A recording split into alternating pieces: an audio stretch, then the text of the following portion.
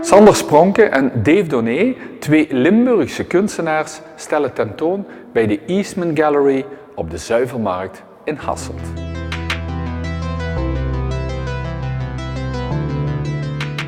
Sander Spronke is een Nederlander en geboren in Maastricht. Hij is al meer dan 35 jaar een begenadigd kunstenaar.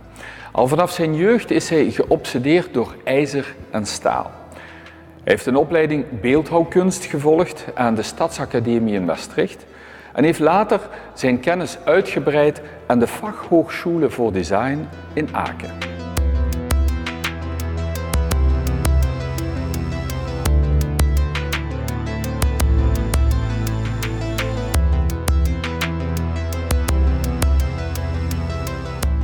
Sander zijn werken in gesmeed staal kenmerken zich door monumentaliteit, door stilte en open ruimte. Een ruimte die zich als het ware door het beeld heen beweegt. En de combinatie van deze kracht en ruimtelijkheid geven het beeld een bepaalde beweging. Een samenspel van stilte en intimiteit.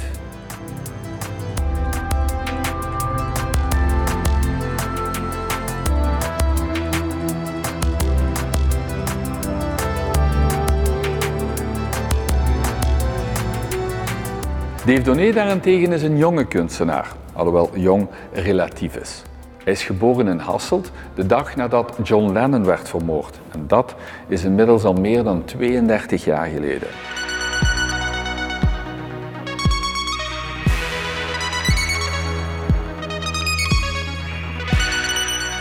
Hij maakt al meer dan 12 jaar kunst. Echter is dit zijn eerste solo-tentoonstelling voor een groot publiek. In de afgelopen uitgave van Art Gent heeft hij zijn werken al eens getoond en is uitgeroepen tot de revelatie van deze kunstbeurs.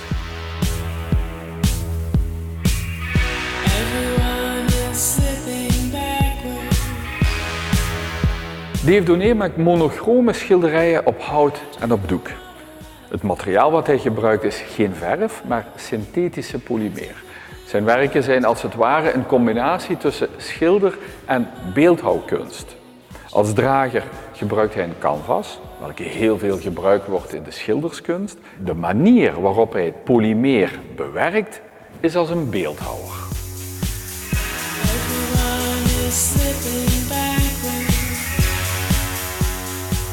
Ook de stijlkenmerken van beide kunstenaars passen in deze omgeving zeer goed bij elkaar. De technische know-how van Sander en Dave geeft hun werken een speciaal karakter. Sober en puur, maar ook esthetisch, met een hoge gevoelswaarde.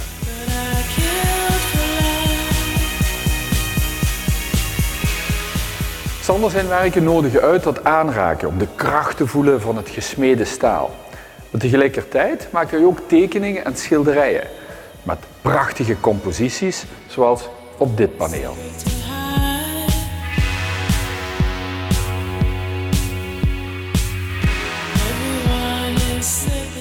Sander zijn werken zijn aanwezig in vele grote kunstcollecties.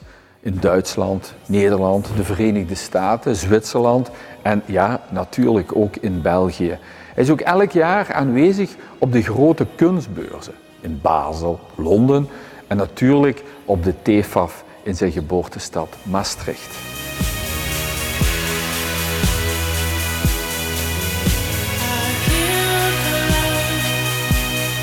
Dave Donné is onlangs geprezen door enkele vooraanstaande curatoren en kunstcritici.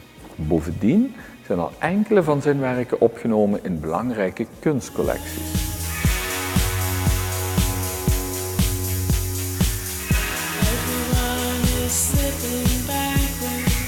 Sander Spronke en Dave Donné, twee kunstenaars die je gezien moet hebben.